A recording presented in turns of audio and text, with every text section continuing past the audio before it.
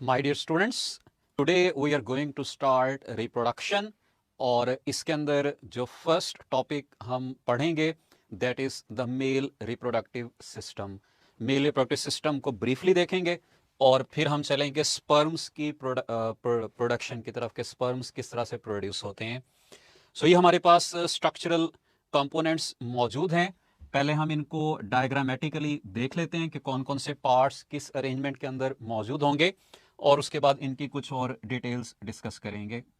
तो हमारे पास सबसे पहले आ जाएंगे testis that act as gonads where sperms are produced, and these testes are enclosed in a sac-like structure.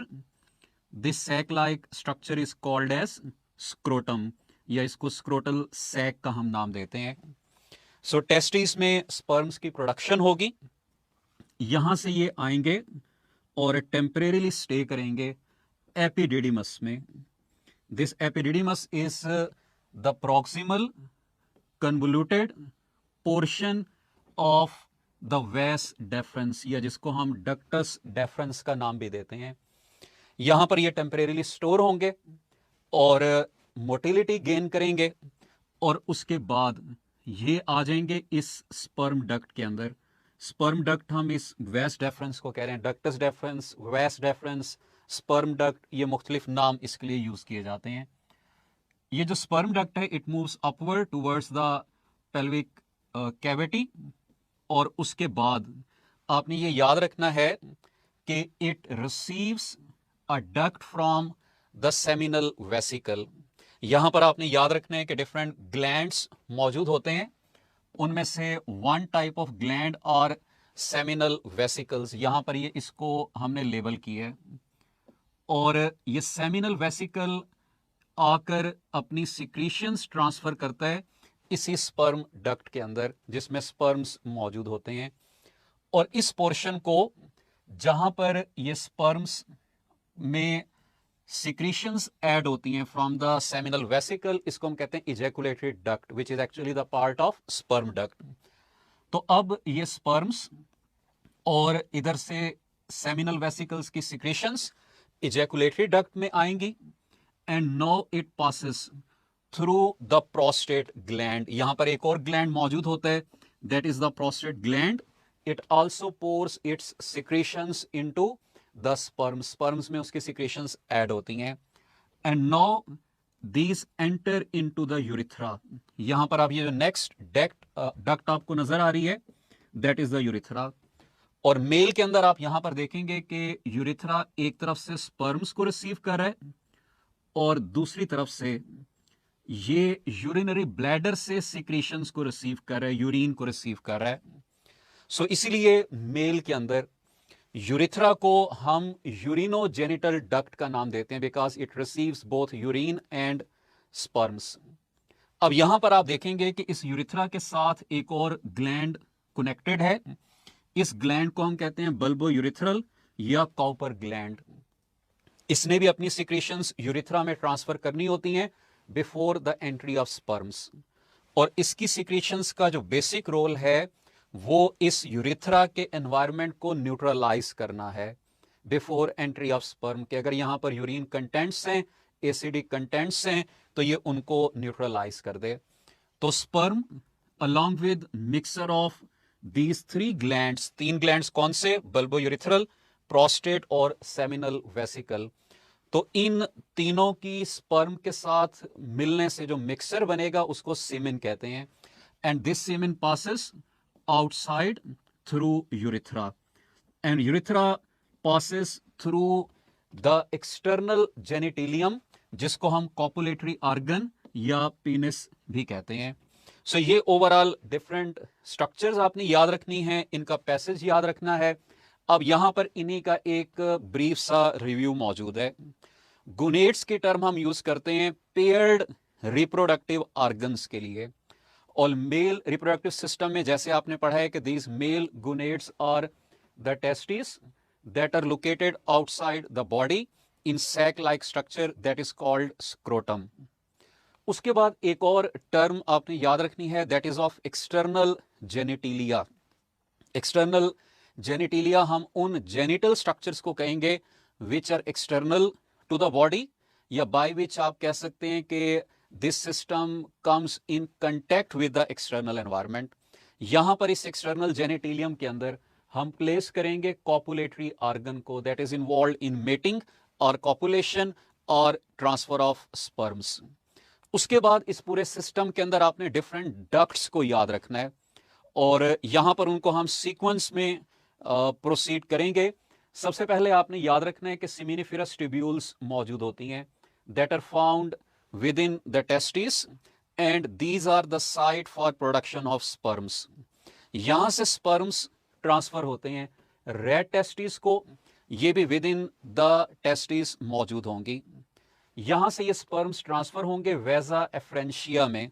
वेजा efferentia are also found within the testis. यहां से sperms अब आ जाएंगे एपिडिडिमस में। एपिडिडिमस को आपने यहां पर पढ़ा है कि this is the proximal enlarged end of the वेस डेफरेंस, और ये टेस्टिस के इमीडिएटली क्लोज मौजूद होगा। एपिडिडिमस से स्पर्म्स ट्रांसफर होंगे वेस डेफरेंस में। वेस डेफरेंस से इजैकुलेटरी डक्ट के थ्रू होते हुए urethra, and then they will pass outside the body. और हमने ये पढ़ा है कि मेल में यूरिथ्रा को यूरिनोजेनिटल डक्ट का नाम भी देते हैं। सो ये ओवरऑल इंपॉर्टेंट कंपोनेंट्स हैं कि कौन कौन से यहां पर मौजूद होंगे। आपने मेल रिप्रोडक्टिव सिस्टम के अंदर ये भी याद रखना है कि जो टेस्टिस हैं these also act as the endocrine gland, और एंडोक्राइन ग्लैंड आपने पढ़ा है कि उन ग्लैंड्स को कहते हैं which pour their secretions into the blood. लेकिन इन टेस्टिस के अलावा भी 3 और ग्लैंड्स आपने यहां पर पढ़े हैं, सेमिनल वेसिकल्स, प्रोस्टेट और bulbo urethral.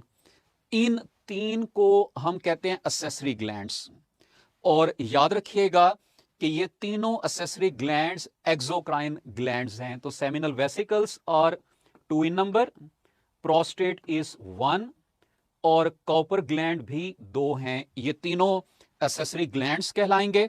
These are the exocrine glands, they pour their secretions through ducts, और जब इनकी सिक्रीशन स्पर्म्स के साथ मिक्स होंगी तो इस मिक्सर को सेमिन कहा जाएगा। इसके अंदर आपने याद रखना है कि जो सबसे मेजर ग्लैंड हैं वो सेमिनल वेसिकल्स हैं, यानी सेमिन में जो मैक्सिमम प्रोपोर्शन है it comes from the seminal vesicles. So this was about the accessory glands कि ये कौन कौन से होंगे। अब हम फर्दर चलते हैं यहां पर जो स्पर्म की प्रोडक्शन है उसकी तरफ। ये आपके सामने एक कट सेक्शन मौजूद है सेमिनिफेरस ट्यूब्यूल का, और सेमिनिफेरस ट्यूब्यूल के लेवल पर ये चंद एक सेल्स आपने याद रखने हैं जिनकी डिटेल्स को हम अभी पढ़ते हैं। इंटरस्टिशियल सेल्स, उसके अलावा स्पर्मेटोगोनिया और स्पर्म्स, बेसमेंट मेम्ब्रेन मौजूद होती है, और ये हमारे पास ल्यूमेन है सेमिनिफेरस ट्यूब्यूल की। This is completely seminiferous tubule. ये उसकी जर्मिनल एपिथेलियम है, ये उसकी ल्यूमेन है, और ल्यूमेन के अंदर मौजूद होते हैं स्पर्म्स जो डिवीजन की वजह से प्रोड्यूस होते हैं। आपने यहां पर ये याद रखना है कि इन सेमिनिफेरस ट्यूब्यूल्स के अंदर 2 इंपॉर्टेंट सेल टाइप्स मौजूद होती हैं। One are called as germinal epithelial cells, और सेकंड टाइप सर्टोली सेल्स की है जिनको नर्स सेल्स का नाम भी दिया जाता है। जर्मिनल एपिथेलियल सेल्स हम उन एपिथेलियल सेल्स को कहते हैं जिनसे स्पर्म्स प्रोड्यूस होंगे, and these cells are under the control of FSH. यहां से स्पर्मेटोगोनिया बनेंगे और स्पर्मेटोगोनिया से स्पर्म्स प्रोड्यूस होंगे, उसको हम अभी आगे स्पर्मेटोजेनेसिस में डिस्कस करेंगे। इसी तरह आपने ये याद रखना है कि जो सर्टोली सेल्स हैं these are also under the control of FSH. इनका रोल क्या होगा?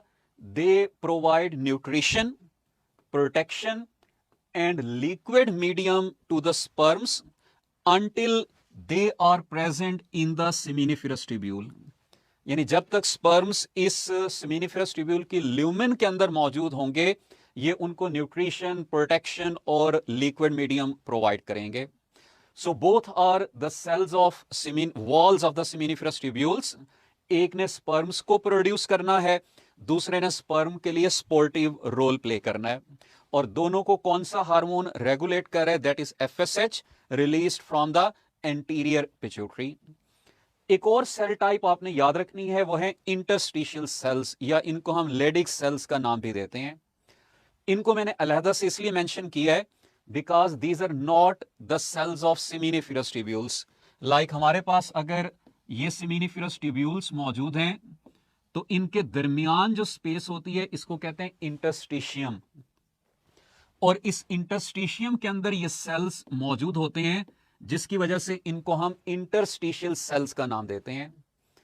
These interstitial cells are under the control ICSH, that is another name used for LH. और जब ये ICSH इन सेल्स पर एक्ट करता है तो यहां से सीक्रेट होता है testosterone, that is the male sex hormone, जिसने डिफरेंट प्राइमरी और सेकेंडरी सेक्सुअल कैरेक्टर्स को रेगुलेट करना होता है। तो आपने इन सेल्स को भी याद रखना है। दो हमने पढ़े हैं सेमिनिफेरस ट्यूब्यूल्स के which are under the control of FSH, और एक हमने पढ़ा है इंटरस्टिशियल सेल्स को जिनको आईसीएसएच कंट्रोल कर रहा है और ये टेस्टोस्टेरोन को प्रोड्यूस कर रहे हैं। अब हम चल रहे हैं स्पर्मेटोजेनेसिस की तरफ कि स्पर्म्स की प्रोडक्शन कैसे होती है, कौन कौन सी स्टेजेस यहां पर होंगी। ये ओवरऑल आपके पास डायग्राम मौजूद है। हमने पढ़ा था कि sperms are produced in seminiferous tubules. इनकी प्रोडक्शन के अंदर इन्वॉल्व होते हैं germinal epithelial cells, and these germinal epithelial cells give rise to spermatogonia. तो ये आपके सामने सबसे पहला सेल मौजूद है जिसको हम स्पर्मेटोगोनियम का नाम दे रहे हैं, और ये सेल होगा diploid having 2n chromosome number. अब ये जो स्पर्मेटोगोनिया है they divide through mitosis and then differentiate to form the primary spermatocytes. So primary spermatocytes are formed from the spermatogonia. पहले माइटोसिस होगी और फिर इनकी डिफरेंशिएशन होगी into the primary spermatocyte. ये भी आपने याद रखना है कि क्योंकि ये माइटोसिस से प्रोड्यूस हो रहे हैं, so these will also be diploid. Now these primary spermatocytes undergo through meiosis 1। Meiosis 1 को हम रिडक्शन डिवीजन कहते हैं, जिसका मतलब ये होता है कि क्रोमोसोम नंबर 2n से n में रिड्यूस हो जाएगा। सो इस मियोसिस 1 की वजह से प्रोड्यूस होंगे secondary spermatocytes, and these secondary spermatocytes will be haploid. और जैसा कि यहां पर आप देख रहे हैं कि one primary spermatocyte will give rise to two secondary spermatocytes.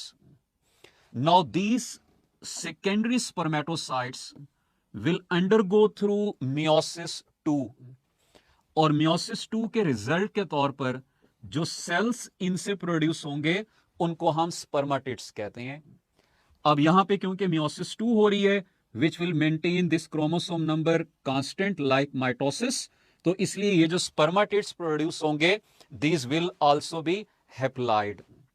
और दो सेकेंडरी स्पर्मेटोसाइट्स से 4 स्पर्मेटिड्स प्रोड्यूस होंगे। इन स्पर्मेटिड्स की होगी मैच्योरेशन, डिफरेंशिएशन, या आप इसको मैच्योरेशन कह सकते हैं, and after maturation they will give rise to sperms. और जैसा कि आपने पढ़ा है कि 4 स्पर्मेटिड्स प्रोड्यूस हो रहे हैं, तो इसका मतलब यह है कि 4 स्पर्म्स प्रोड्यूस होंगे। इन स्पर्मेटिड्स की स्पर्म के अंदर कन्वर्जन को या मैच्योरेशन को हम कहते हैं स्पर्मियोजेनेसिस। ये आपने दोनों वर्ड्स को मिक्स नहीं करना। Spermatogenesis is the production of sperms, while spermiogenesis is the maturation of sperm, and this maturation is completed in epididymis. और मैच्योरेशन कंप्लीट होने का मतलब यह है कि इनके अंदर टेल डेवलप होगी and they will become motile. Egg और स्पर्म ह्यूमन के अंदर 2 गैमीट्स हैं, इनमें से आपने याद रखना है कि egg is non motile while sperm is motile, और उसके अंदर मोटिलिटी के लिए ये टेल मौजूद होती है। हम इसके स्ट्रक्चर को भी ब्रीफली देख लेते हैं। ये हमारे पास इसके 3 पार्ट्स मौजूद होते हैं। One is the head, other is the middle piece, and third is the tail. Tail is for motility, और जैसा कि मैंने बताया कि टेल की डेवलपमेंट या मोटिलिटी कहां पर होगी, एपिडिडिमस के अंदर होगी। इसको हम स्पर्मियोजेनेसिस के साथ रिलेट करें।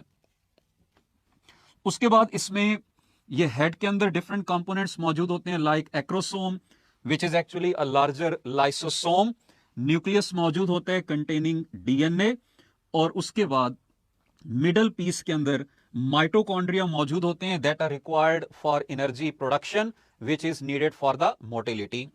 तो ये हमारे पास इसका ओवरऑल स्ट्रक्चर है स्पर्म का। चंद एक इंपॉर्टेंट फीचर्स जो आपने इस स्पर्मेटोजेनेसिस से रिलेटेड याद रखने हैं, बड़े इंपॉर्टेंट हैं। उनमें पहला फीचर ये है कि स्पर्मेटोजेनेसिस स्टार्ट्स एट प्यूबर्टी, इसके स्टार्ट को याद रखिएगा। दूसरा, it continuous through out life, इसीलिए स्पर्मेटोजेनेसिस को कंटिन्यूस प्रोसेस भी आप कह सकते हैं। एक और इंपॉर्टेंट कैरेक्टर आपने याद रखना है जो आपको यहां से भी पता चल रहा है कि one primary spermatocyte will give rise to two secondary spermatocyte and 4 sperms. एक प्राइमरी स्पर्मेटोसाइट से 4 स्पर्म्स प्रोड्यूस होंगे। और लास्ट में कैरेक्टर याद रखिएगा कि एक वक्त में लार्ज नंबर के अंदर स्पर्म्स प्रोड्यूस हो रहे होते हैं, मैच्योर हो रहे होते हैं और रिलीज होते हैं। यानी जब स्पर्म्स रिलीज होंगे तो they will be released millions in number. और इतनी ज्यादा तादाद क्यों होती है? टू एंश्योर फर्टिलाइजेशन, कि इनमें से एक ना एक जाकर अगर एग के साथ मिलता है तो उसको फर्टिलाइज कर देगा। सो ये इंपॉर्टेंट कैरेक्टर्स हैं जो आपने स्पर्मेटोजेनेसिस से रिलेटेड याद रखने हैं। आई होप आपको टॉपिक की कुछ अंडरस्टैंडिंग हुई होगी। हमने पहले मेल रिप्रोडक्टिव सिस्टम को ब्रीफली पढ़ा, उसके बाद हमने स्पर्मेटोजेनेसिस को पढ़ा, स्पर्म के स्ट्रक्चर को देखा और चंद एक इंपॉर्टेंट फीचर्स को देखा। Now we are moving towards few practice questions ताकि आपका यह टॉपिक रिवाइज हो जाए। क्वेश्चन नंबर 1 है, it is the site for sperm production, seminiferous tubules, vasa efferentia, epididymis और स्पर्म डक्ट। आपने पढ़ा था कि स्पर्म की प्रोडक्शन सेमिनिफेरस ट्यूब्यूल्स के लेवल पर जर्मिनल एपिथेलियल सेल्स से होगी। So correct option will be alpha. Question number 2 है, these cells undergo cell division to produce sperms, epithelial cells, Sertoli cells, interstitial cells, follicle cells. तो ये भी आपने पढ़ा होगा जर्मिनल एपिथेलियल सेल्स को। तो sperms are actually epithelial in origin, alpha will be the correct option. Question number 3 है, it is under control of ICSH, seminiferous tubule, sperm production, testosterone production, fertilisation. Seminiferous tubules में 2 sales आपने पढ़े थे, दोनों FSH के control में थे। यहां से स्पर्म की प्रोडक्शन होनी है तो ये भी FSH की वजह से होगी। टेस्टोस्टेरोन इंटरस्टिशियल सेल्स से रिलीज होता है which is under the control of ICSH। Fertilisation में डायरेक्ट रोल इसका नहीं होगा। So correct option will be Charlie. Question number 4 है, one secondary spermatocyte gives rise to 1 sperm, 2 sperm, 3 sperm, 4 sperm. आपने ये रेशो याद रखनी है, 1:2:4, यानी 1 primary spermatocyte will give rise to 2 secondary spermatocytes and 2 secondary spermatocytes will give rise to 4 sperms। अब यहां पर क्योंकि एक सेकेंडरी स्पर्मेटोसाइट का पूछा है तो उससे 2 स्पर्म्स प्रोड्यूस होंगे और इसलिए करेक्ट ऑप्शन इस क्वेश्चन की बीटा बन जाएगी, यानी it will give rise to 2 sperms.